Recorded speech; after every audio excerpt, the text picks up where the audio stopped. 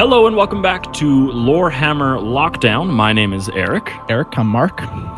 That's Mark. Yep, thank you for joining us. Also joining us today, someone who has been on multiple times before, people have been asking.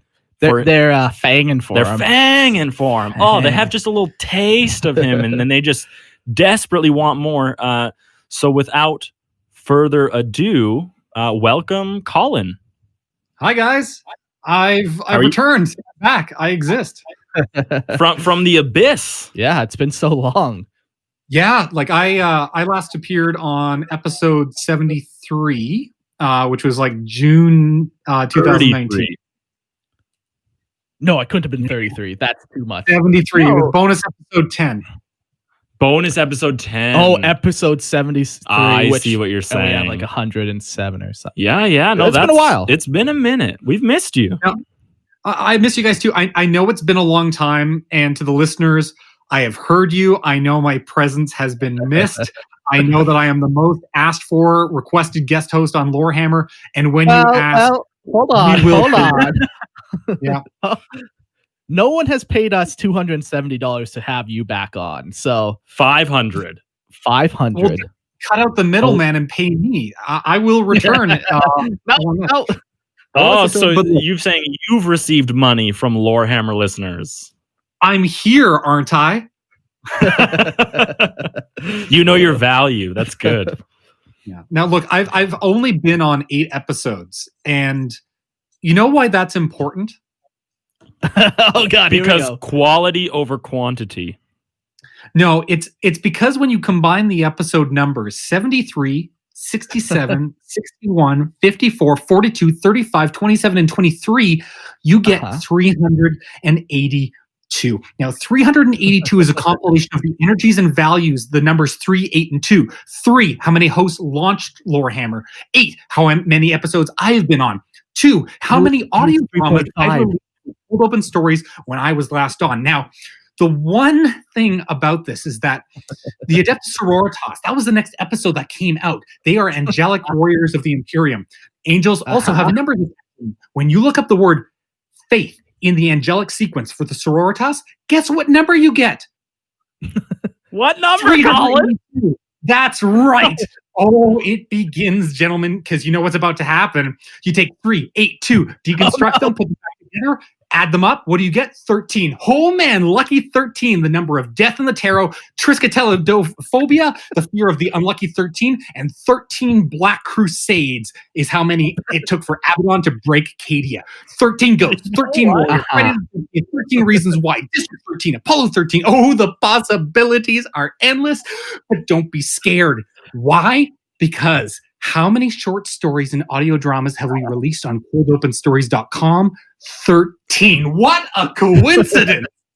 The universe is trying to tell us something, because on February 13th, the day that Warhammer Community released its voice acting casting video, with no coincidence that we broke the story, the number 13. So I am going to be here for hopefully more than 13 minutes. And how many people are watching us live on Instagram right now? 13. Hey, Colyn. Yeah. Someone just said that's what my schizophrenic cousin sounds like. It's true. Oh, I saw it. It's too bad the numbers all break down when you said 3 hosts. It's actually 3.5 that started the podcast.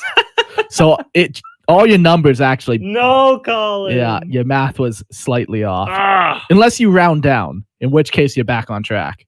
Well, if I round up to the number 4, 4 has a lot of significance in Chinese mythology. My God. So, I don't know where to go from there, Colyn. Well, I do. You seem to be a madman. I know where to go from there.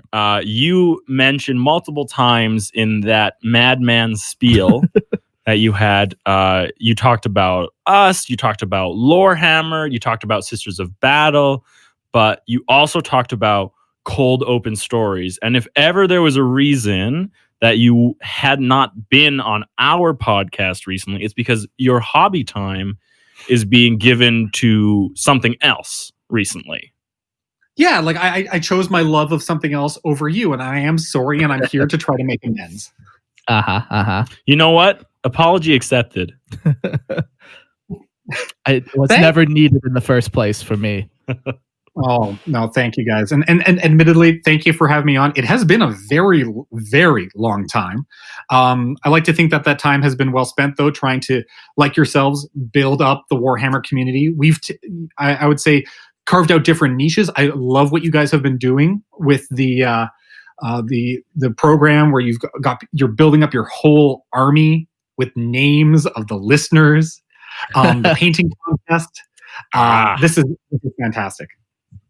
Yeah, it's been a wild half a year here for Lorehammer, but it's also been pretty crazy for Cold Open Stories. I don't know how many of our listeners are aware of what Cold Open Stories is. I'm sure all of them have listened to the episode where we've listened to a couple, but even they might have thought, you were done or you ended, but no, you're still going pretty strong on that, and you've even opened something up pretty recently. So why don't you give us a rundown of, what Cold Open Stories is doing, and then what's opened up recently? Sure. So Cold Open Stories is a love letter to short fiction. The idea that you can be quickly thrown into new worlds and reflect on like the culture or get to know some characters quickly. And it is started off predominantly as audio dramas set in the 40K universe. And what we've done is we've also gone on to expand this to short fiction anthologies, which are a combination of people submitting these longer stories. We actually have a Black Library author who submitted as well to help us with the kickstarting of the event. That's so crazy. I saw that, and that is so crazy. It's amazing, and it's great fun. And so with those, we have short fiction, usually 2,000 to 8,000 words. But we've also now launched a short fiction contest. It's called Fast Fiction. It's 1,000 words. There is one winner, and it's already the entries coming in. There's some good comedy in there as well, some romance in 40K, a lot of grimdark violence. So there's a lot of stuff to pull from. So whether someone's looking for listening to an audio drama, which we really hold it to a high standard for quality. We've also got the short stories, 2,000 to 8,000 words. You can kind of digest them in 15 to 35 minutes. And then we've got the fast fiction contest that we're now running each month. Nice. Very, very cool stuff. The keyword you said in there was quality. Like, we get a lot of listener lores, and most of them are like, they're just like me, just writing stories, It's fun fanfic. Yeah, but like when you actually listen to Cold Open Stories, it's like a professional production. Like when you read any of this stuff, it's all extremely well done. So do you find you get a lot of do you have to do a lot of weeding out, or like? It comes down to numbers, because you're gonna get everyone on the spectrum, from someone who's just starting out. Maybe for the audio dramas specifically, maybe they have a lot of raw talent, but they don't have good equipment. So we've actually put together some guides on how to pick a microphone and stuff like that. We also get some people who, maybe they're just building up and their models, and they said, I'm gonna take a chance on this. We actually have a lot of people who are fans of 40K, and maybe they're actors in their own community. We've had a lot out of the UK who've started to audition, and they're actors in London and Nottingham. And we've also got for the short stories, we get them from all over the world, different skill levels. But the point is, we're trying to make it accessible. We're trying to create these materials that are, fan-driven, that explore different parts of the 40K universe you wouldn't normally see. So we've got things, just a crew on a tanker. And then we've also got a story of a chef who falls to Slanesh. So there's a lot of unique things you can play with based on our editorial mandate of exploring smaller, more character-driven and unique stories. Yeah, that's what I like. It's not like every story is just like, and then the Space Marines charged into battle. Like your very first audio drama that you did was just such a unique perspective that, even though I've been in the hobby for almost 20 years, I've never thought of that before. I never heard anything like that. Yeah, that was the satellite 66B, right? Yeah. The audio dramas that we have out right now. So yeah, we've got Satellite of 66B, which was a proof of concept. It's about an Imperial Navy echographer who listens for dangers before they arrive near the planet. We've also got March for Mars, which is our Knights story fighting Tyranids. When All Lights Have Gone Out, which, Mark, you and I have not had the chance to talk about this on air, about your thoughts about Lights, about our sister's story. That one did go on to get nominated for 2 Audioverse awards last year. They kind of bent the rules to allow fan fiction of a franchise, and having spoken with Games Workshop Legal to make sure everything was above board, and they were cool with it. So that was great for us. A Cog in Crimson is the most recent one. That's our Adeptus Mechanicus story. Involves a pirate who finds himself in the thrall of Hieronymy of Bosch, a magician who is looking to jump across the Cicatrix Maledictum. And then we've got our Gene Stealer story, which we just finished casting for. Over 400 auditions, which blew my mind. And then we've got our Eldar and Necron story, which is in its casting call right now. So I submitted a audition for the Gene Stealer, but I never got your acceptance email. So it might have just got stuck. He probably just wanted to personally deliver you the good news. It probably. So I think that was probably the good time. You. So I mean, sorry there, Eric. We fan flipper is too high. There's a virus. I mean, we had to go with the second best. I'm so sorry. You know what? It's all right. There's better stuff out there for me. I know there's a Necron one that you're working on right now. I was actually sitting in front of my computer the other day, checking out the lines and building a character out of it. So. Yeah, give us your voice. It's a work in progress right now. So plus, you don't want anyone to steal your secret. Exactly. Yeah. So don't act surprised when I show up at your house with some audition tapes, Colin. I will happily put them where I put the others, in the garage. Oh. That's awesome. That's a very nice place. But the coolest thing about this whole thing is that I didn't audition because I knew you, right? Like that the Mark and I don't have special access to the project that you're doing because you've been on the podcast. This project is open up to anyone and everyone who has access to your website, which is everyone except probably Uganda. Well, I was thinking more thinking like monitored states, like maybe some parts in Russia and China where access is blocked. But it's cool to know that anyone out there is more than welcome to audition out for Cold Open Stories. And that's one of the coolest things about the project you're doing. Yeah, no, it's been an incredible experience to be able to bring people together from all around the world. That's my niece who wants to audition as well. Does she want to be? It's been a great experience. I'll make her famous. Oh, she's sorry, Colin. Go ahead. Colin, we lost him. I'm still here. I just got a little weirded out by the whole "make her famous" comment. I wasn't quite sure where to proceed from that. Good call. Mm-hmm. Well, so it's from people all around the world. Sorry about that, listeners. It is as we all work from home now in this day. It's been interesting, but it's people from all around the world. We had Japan, Spain, the UK. It's been fantastic. Getting a lot of great attention on the audio dramas, and I think the most important thing is we've been able to keep up the quality. That we're, one of the comments has been we're giving Black Library a run for their money, and I'll take that. I mean, that's an interesting comment. Yeah. Don't know the validity of it, but it's very, very cool. And I'm more than happy to even say like I sent in my audition. I think it's just awesome to be able to say that alone. So you have to keep doing that and keep it open to people. And I think that's one of the coolest aspects of what you're doing. Well, thank you. And I mean, it was kind of a natural fit that with the audio dramas, we're exploring these these unique characters that we want to then move into, short fiction and allow people to write up their own characters. It is different than, what you guys have done with listener lore, in that you're reading the stories, you're narrating them, and I've always enjoyed listening to them as well. We're not doing that. We're just trying to put pen to paper.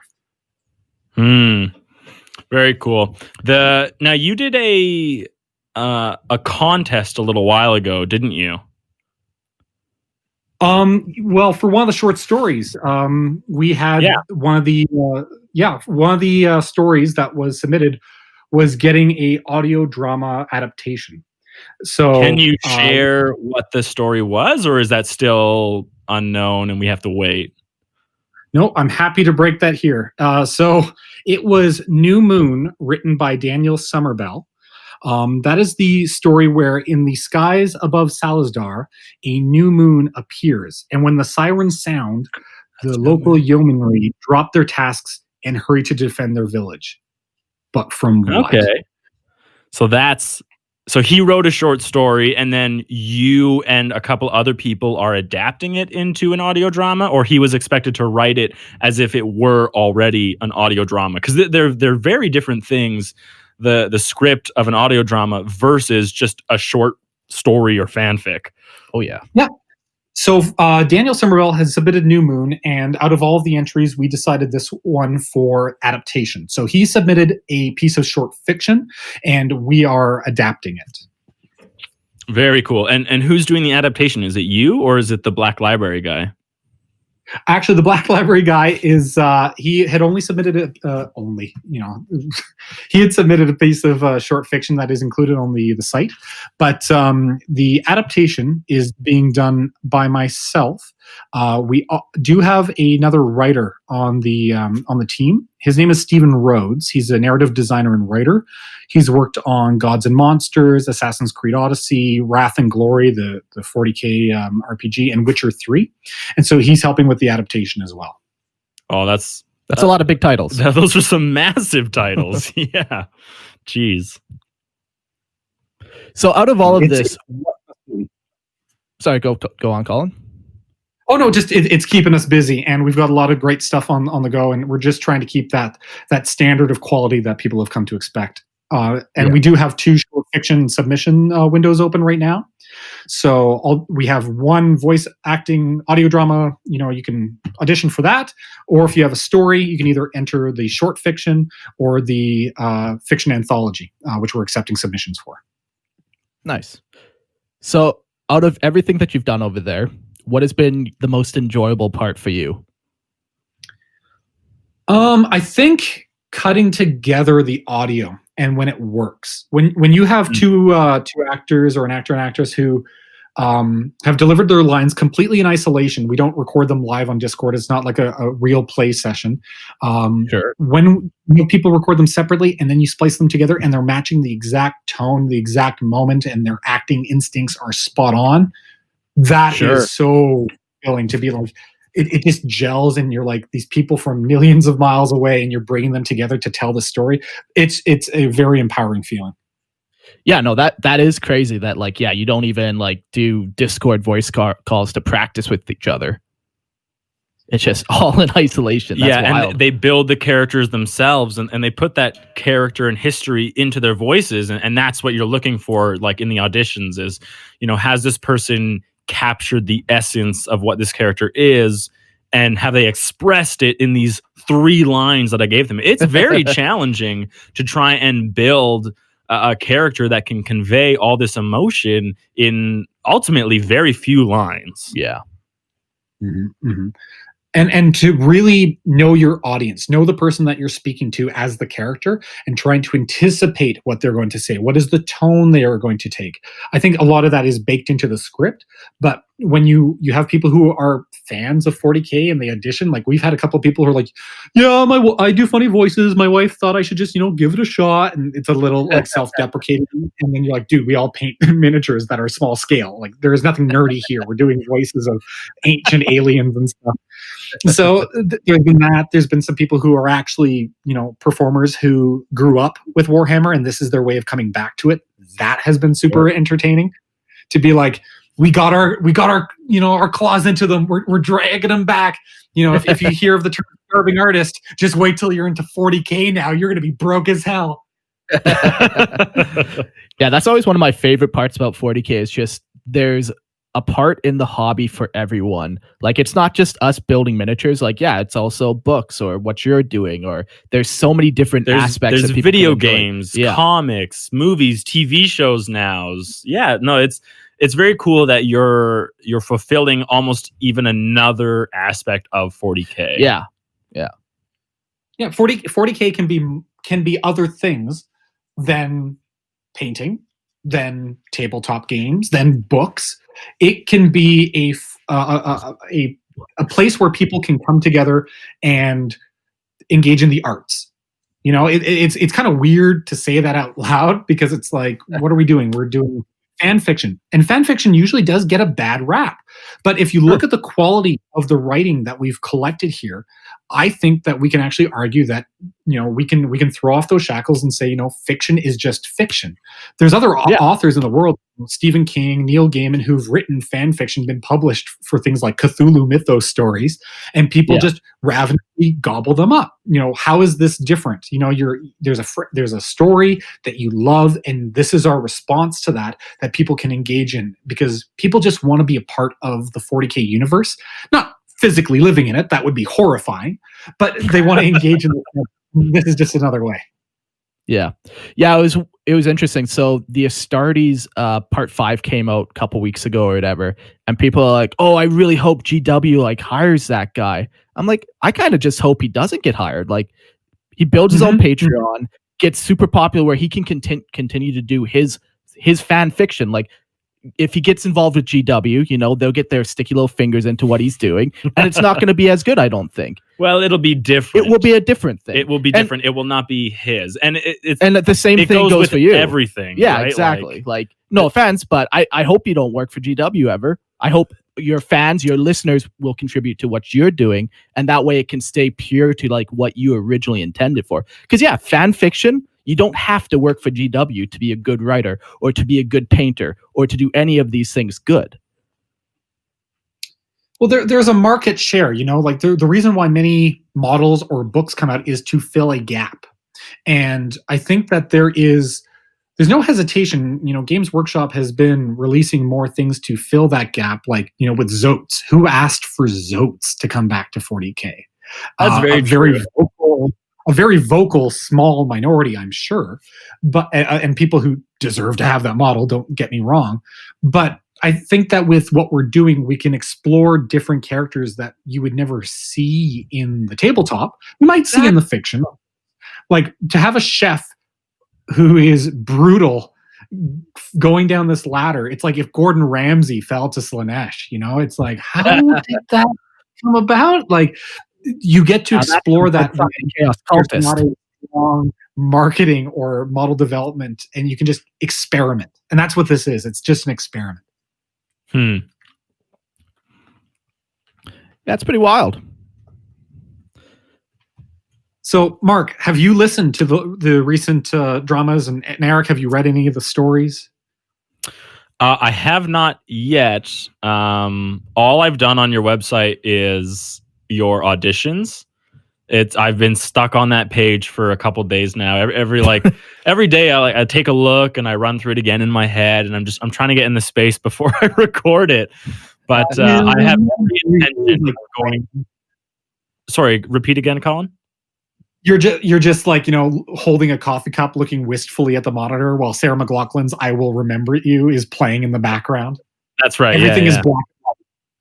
And then a single tear just runs down my face, and those were the good days, right? All been there. No, but I have every intention of going and reading those short ones. Yeah.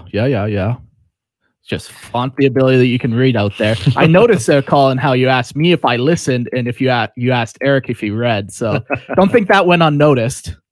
Oh no, that was intentional, 100%. So I listened to your first 3, and I haven't listened to A Cog in Crimson yet. I'm just waiting for that perfect moment. Where it's like a rainy day outside. Yeah. So when I listened to When All Lights Go Out, I was doing a 2-hour drive in the middle of the night, and it was raining, and it was just, and I was out in the mountains, and it was just like the perfect listening experience. So I'm waiting for that again to fully appreciate and enjoy.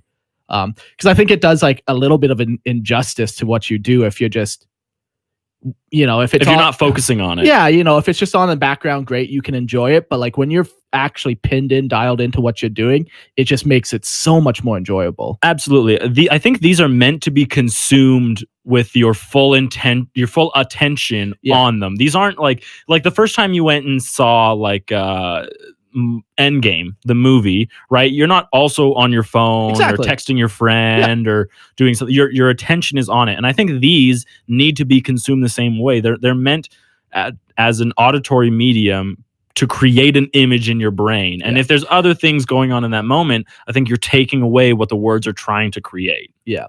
And like even more so because your stories are so quick and a lot of things happen. So if you miss 30 seconds of it, that could have been very critical. Like that could have changed the whole thing, that one line, Absolutely.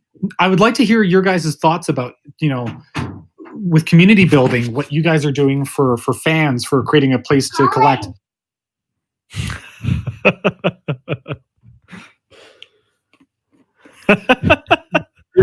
This is I am happy to actually have a niece who also enjoys what I'm working on here. So she's come to check it out. For you guys though, I think what we're doing is we're both creating a environment where fans can just engage in 40K and enjoy it together. Yeah, exactly. Like, yeah. Two different mediums, but it's like a Venn diagram. This is where we intersect. Some of us love stories. Some of us love playing games. Some of us love narrating and the creative process. And I think we said it before, or we definitely did, is that there's a place in 40K for everyone. And this is where we intersect, right? Is our creation of community. That's where you and I, like Colyn and Lorehammer, right? That's where we intersect. The center of that Venn diagram is called like a rouleau triangle. I don't know why I know that, but rouleau sounds like some sort of like Eldari, spell. I was thinking for the stories that we get, like I would encourage, that there is a hunger and environment for people who want to, have their lore heard, have their stories heard. And I would encourage everyone to, over to Lorehammer to hear their stories read and engaged with. And I also love how you guys dissect them as well. Talk about what you like, what hanging on for the sequel. And some of them are just blisteringly funny. Like some of the stuff that you guys get is hysterical. I love the ones where it's like 500 words, no spacing properly, no periods, no punctuation. Commas. Just and I think that's a big difference in yours and ours. Like our process is that we don't care whether, we care, but we will not we don't change anything. We're not looking to edit anything. We're not looking for polished products. We're looking for, Joe and his drunk buddy to come up with a story of your army, and we'll share it. But what you're doing is like, hey, if you like writing, like we can help you take it to the next step, Yeah. And that's an interesting thing about you, is that you're more than willing to work with people who have great ideas and have these great beginnings and bones of a story, and you're willing to work with them to create something that is polished and producible. And I think that's a very interesting step that you've taken. Yeah, like we've been, we're actually bringing on more members to the team now. So not only, have we had a writer, we have our composer. God, I could never forget, Robert, who at Officio Audiorum, he does the music for the dramas, which are just spot on, perfect tonally what we're looking for. He's a great composer. But we've also, we're expanding. We're doing, community outreach in a way. We are bringing in editors to help with the submissions, just because of the volume that we're getting now.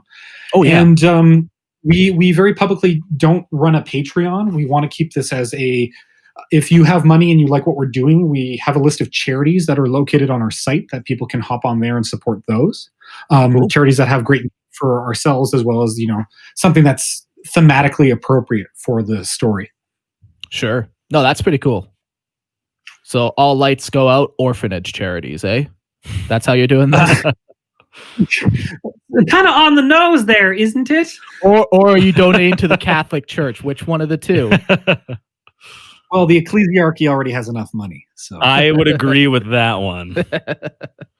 If I know this is kind of putting you on the spot, this question, but because you were asking me like, oh, like, have you ever read the short fictions? And I'm now staring at all your short fictions, and I'm wondering, like, not right now, but if we were to ever read one of these online, like, oh man, what one would we do? I would murder you and hide the bodies. That makes more sense. You would sue us for everything we have, right? Mm-hmm.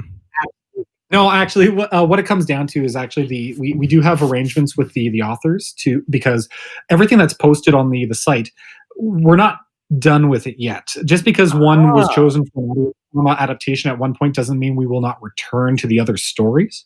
Sure. And as we're expanding the team, it's something that we're looking at doing is actually increasing our output to release more dramas. And one befits the other, one benefit, if you have a short story laying around and that's incredible content, why would you not want to go and give it that excellent 40K polish to listen to?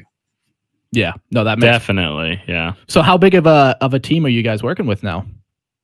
So right now, composer, we're working on the recruitment of the editors, just expanding that. We have the writer, script doctor, and we're looking at getting some community outreach as well, just in engaging the amount of contact that we receive, asking a lot of questions about, what audio setup do I require? Trying to talk with a lot of people who are either new to voice acting or maybe they're veterans. Like some of the talent that we've had come in for the audio dramas has just been unbelievable. We've had people who've worked on in the Mass Effect series, and you just kind of go, why us? Why choose this? But I think it's a credit to 40K is just an incredibly rich and satisfying setting to play in as a sandbox. Yeah, for sure. So for getting kind of what you need for bare bones audio equipment, like, do you have a rough estimate of the cost of that? Like, if somebody's just starting from scratch and they want to try to get involved, they want to start sending you stuff, how much are they going to kind of need? What are they going to need? Bare bones at the bottom level, if you're using a USB kind of setup, you could do it for under $175 Canadian. If you want to have kind of a mid-range setup, you're probably looking at $250 to $300. To be fair, if we're talking about people who like 40K, congratulations, you just bought yourself, one of the year-end battle boxes and start collecting. Yeah. Yeah, no, that's very doable. Like, yeah, we get a bunch of questions on the equipment we use too. It's like people think, oh yeah, I need this Blue Yeti $500 microphone. It's like, sure, you can. Yeah, if that's what you're willing to spend, but yeah. Yeah, like you can get good output for under $200 for sure. Yeah. More than capable Absolutely. of handling what you want. Yeah. I find that it's actually the environment, and I'm no winner at this. You can no doubt isolate the sound of my dog running around in the other room and the amount of people in my house. But I think that a lot of it depends on the environment that you're in. So you absolutely need to hang a Batman blanket on your wall. Yeah. Yep, do it. Just go right ahead and don't even be silly about it. Sit over top of your microphone, drape a blanket over your head, look like you're, a monk from the ecclesiarchy, and just perform. Like, and also more than anything else, have fun with it. Like, chew the scenery, take risks, make weird choices, because those are the ones that get our attention. Those are the ones that we're like, okay, how can we develop this into a character? Yeah. No, that makes sense. So have you? So you wrote the first 3 stories. Did anyone help you write the first 3, or that was all just kind of in your head, and then kind of maybe you had somebody editing, or? So I did actually the first 4. Cog and Crimson was the last one. Oh yeah, sorry. The Gene story, However Tall, However Hidden, Stephen Rhodes is a co-writer on that. Our 6th one, Agthrill, the Counterfeit Blade, that's me again. But we have New Moon, Daniel Somerville, working with him on the adaptation for that. And we have actually some other writers who are potentially in good places in the industry, chatting with us to do some development. So we'll see how those go.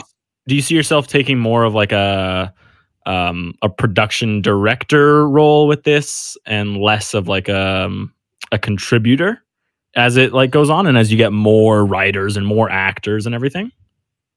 I actually never consider myself a writer. Or really even a director. I consider myself a producer who got really bored of really crap audio adaptations on YouTube, and want to kind of do something of a higher quality. So, I mean, I will always be involved in the actual editing and cutting of the audio dramas. That's something I'm very passionate about, and I don't want to walk away from. I consider the stories to be something that I always want to collaborate in on, and I'm one of the judges for the fast fiction collection, and I will be working very closely on editors as we get new submissions at the end of this window. But I'm always eager to have other voices come in, and I would like to have other people, write stories that they are passionate about, that fulfill the setting, and it's something that we can both share in an appreciation together. Yeah. So as much as you like to say, though, that you're not a writer, you are a good writer. You're a good storyteller. Do you have like tips or tricks? Like, have you taken any online writing courses, or what's your advice to people? The only online writing course that I took was a master's degree for my university. I would do it. That's, and those aren't cheap. But I do think that I got a lot out of that from just understanding your audience. My professional career is in communications, and so when I think about what I learned about audience expectation, how you talk to people, that's where a lot of my storytelling ideas come from. If we were to pick a writer who has had a significant influence, for me it would be Chuck Palahniuk, Choke, Fight Club. In terms of writing style, I do really gravitate to his style of writing, which actually the grittiness of it fits very well for 40K. I don't typically go as dark in some of the descriptions, but as these stories are continuing to go on, I find that they are getting a little bit more grim weird than grim dark, and I think that Astartes actually fulfilled that same thing with the orbs at the end of the story. Spoiler warning: you'll find out what's in them, or you won't. No one knows. I know everything. So, I know. I'm a little intrigued. Have you actually gotten in touch with the Astartes guy? We'll talk another time. Oh my god! All right, sure. Yeah, absolutely. we can bottle that one up. I was like, yeah, I'm gonna message him. I never did. Crazy. Anyways, that aside, so your stories are, I think your stories are exploring other things, and maybe the weird vibe you're getting out of is that you're done just seeing people die. Yeah. Right? You're done exploring like how horrible life is, and now you're wondering, well, how crazy is life in 40K? Like, we already know the dangers of living in 40K, but what about the weird oddities about living in 40K? Like, the warp is a very real presence. Like, what happens if all of a sudden there's no reason, but all the water recedes on your planet for 3 days and comes back as blood, though, obviously. Right. Well, or whatever. But that's the weird part about 40K. Yeah. Like, there's not necessarily death and destruction in that, but the action in itself is something that is a weird happening in the universe. And I like that your stories can focus more on just the what ifs in 40K, as opposed to, well, now everybody dies because bolt guns. Yeah, like I also look at this in terms of cycles, though, because 40K is very well divided into Imperium, Xenos, and Chaos. And the first 4 stories are Imperial.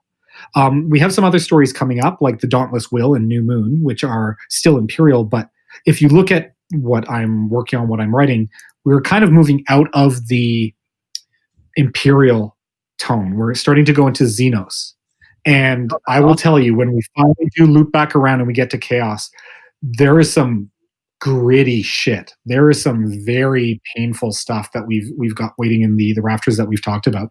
That I think that if the if the climax of the Echo of Satellite 66B and what you hear kind of gave you the willies, I think that we're gonna one up that later on in the year. Well, it definitely did do it for me when I first read or heard Satellite 66B. Like that got me going immediately. So I'm only excited to see what's coming next. No, we're very excited with some of the talent that we've been able to attract, and just want to keep telling good stories that fill out this niche that we're looking at. And let's be fair, audio dramas in 40K is already a niche within a niche. But I'm always amazed at the amount of people that come out, like for the voice acting casting call, like has been ridiculous. Yeah. So if you're looking forward to writing one Xenos or telling a story of one Xenos faction or something like that, which one intrigues you the most? What one kind of has the most story opportunities just right off the bat in your mind? Eldar, and it's coming out. Oh, period. That's the extra? Yeah. Yeah. What you can do with, I'll just say the two things that intrigued me that were kind of the hooks were, number one, the Eldar's mythology, which I view as more of a Greek pantheon of how the ancient Greeks viewed their gods, how the Eldar can come to revere them in 40K now that they've been dead for such a long time, or they are in these weird hidden states. Yeah. The other thing about that is what makes Necron scary. And phasing technology is perfect for an audio drama format as well, because of what you can do with just that shifting uncomfortability and things popping out of nowhere. It can make for a very action-packed, but also tense, like, oh my God, it's coming out of the walls, it's coming out of the floors, it's coming through that guy. And then there's a lot of great opportunity you could do from storytelling that I hadn't really seen a lot of that phasing used to horror, which is something that we're going to be exploring. Very cool. Yeah, I could get behind Eldar. Definitely have a lot of possibilities there. If it was my choice, it was either going to be Eldar or Tau. Tau can be good. Yeah, but I do, like, I think Necron perspective, Tyranid, Orc, none of those are going to be as depthy of a audio drama or history as the Eldar or the Tau. Yeah, and even the Tau, it's like they just bring a lot of stuff. So it's not even necessarily Tau, it's more just how they interact with all their client races. But yeah, Eldar, very cool, man. Very, very cool. And I would love to hear what sort of stories they want to hear. Hopping on over to either any of the socials or sending an email being like, this is what I want. Shout it out. I would love to hear what Space Marine stuff. Yeah, I am, but there are still good Space Marine stories. But how do we tell one that's uniquely kind of painted with the Cold Open Stories brush? That it's more intimate. It's more about the characters in a quiet place on a journey, or again, it's called Cold Open. We usually throw them into battle very, very quickly. But what can we do that's interesting with it? I mean, one of my favorite sequences that we ever did was in Cogging Crimson, where we have effectively dropships trying to escape, and it just continues to escalate and get worse and worse as they're trying to get away. And the audio design we did for that was just, like insert, Ratatouille hand gestures. It was so fun to do that. And it's an Imperial story. I mean, like, there could be something Space Marines that we can do. Sure. But yeah, I just would really love to hear, and people can either do this through just sending us a message, or I would actually encourage them to flesh out their story, either submit it in the Fast Fiction Contest, 1,000 words, 1 month, one winner, or develop it into a longer short fiction and submit it for our seasonal anthology. Sure. Well, I might have to submit something. I think you should. I mean, you really, credit where credit's due, Eric. I really enjoyed your Necron story. Eric just gave me the finger in a very hostile manner. Hurt feelings all of a sudden. No, very, very cool.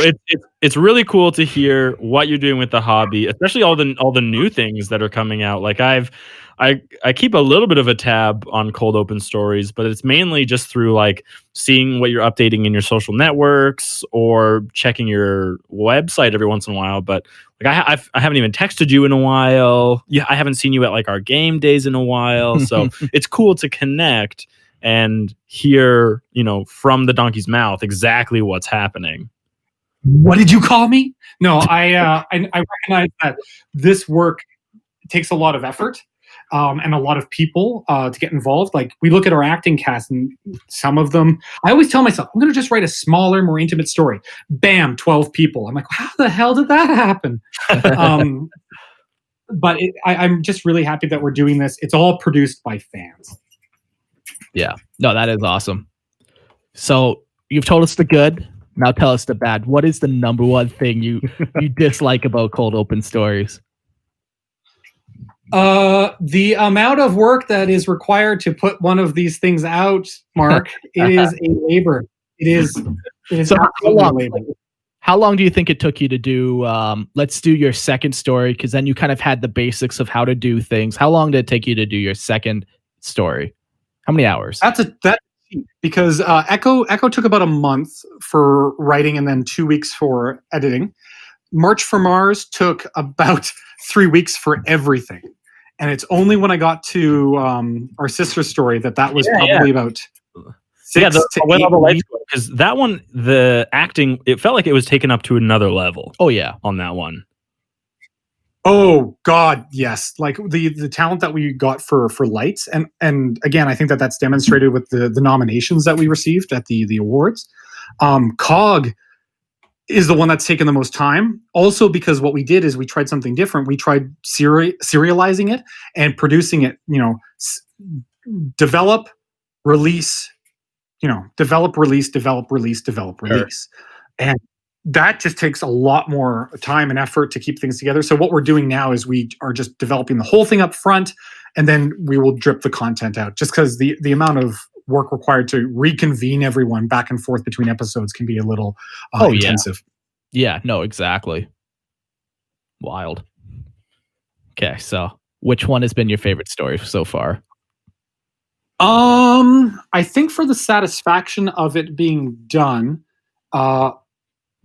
I think that Lights was just such a step up that it's always going to emotionally mean a lot to me. Sure. I mean, the one that I'm most proud of from a technical level is Cog, but Lights just was, the talent that we were working with, the sound design, like the song that Robert has for the final, martyrdom-esque thing that is going to not be spoiled, but I'm hinting at it. I know you two actually even had an argument about the ending, so there's that. That's impossible. Yeah, we don't argue ever. I think that it's just been Lights will always have a soft spot in my heart, but everyone has been a favorite for something different. Echo was proving it could be done. March was, we did it without internal narration. Lights was just the emotional core that the story had. As someone who grew up in an orphanage and was adapted into a military regime of cultists, it really meant a lot to me. Having a similar upbringing, of course. Being inducted into a religious regime, right? Yeah. The drugs and the combat stimulants that I was given at a young age just made it very easy to identify with the characters and how they were becoming part of this new order of sisters that were being founded.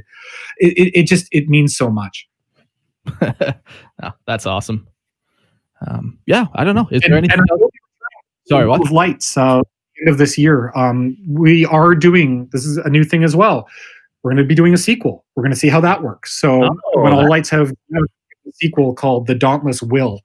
And if Lights was about this novice group of sisters in M36, kind of as the beginning of the order is being founded, we are getting a canoness who is fully knows all of her badass tricks, and her way of engaging in the story is how badass does she need to be to become an inquisitor? And that's the story that's going to sink into the adventures of Ardell Main and the sisters. Oh, very interesting. Well, is there anything else that you want to share on here before we wrap things up, Colin? Just again, thank you guys for being good friends and for helping support this and doing voices in the very first episode. Yeah, no, we Mark will always hold that honor. Both me and Eric have been on a cold open story. That's right. That is delightful. Remember us when you're famous, Colin. Yeah. You have written credits. I mean, there is an IMDb for Echo of Satellite 66B. So congratulations on being published actors or accomplished actors. That's going on the resume. Yeah. Yeah. If people want to engage in the fast fiction contest, the short fiction anthology, or audition for any of the audio dramas, they can just hop onto coldopenstories.com. Very, very cool. We will make sure that people know where to go when they want to. Thanks for coming on, Colin. Yeah, it's been a long time. Thank you for having me back, and I look forward to seeing you guys in person once once the world allows. Yeah, I think we're kind of roughly planning to have you on the next episode for the Mechanicum. We've talked about it. We haven't said it on the day, but we have mentioned it. So Colin will be back real soon. Who've been clamoring for my triumphant return. The myths and legends of my death have been greatly exaggerated. I will be back for the Mechanicus episode. Yeah, perfect. And hopefully we get you in studio then too. Can I get a commitment? Can I get a verbal commitment? Right now. Right now. Quick to the modem sound.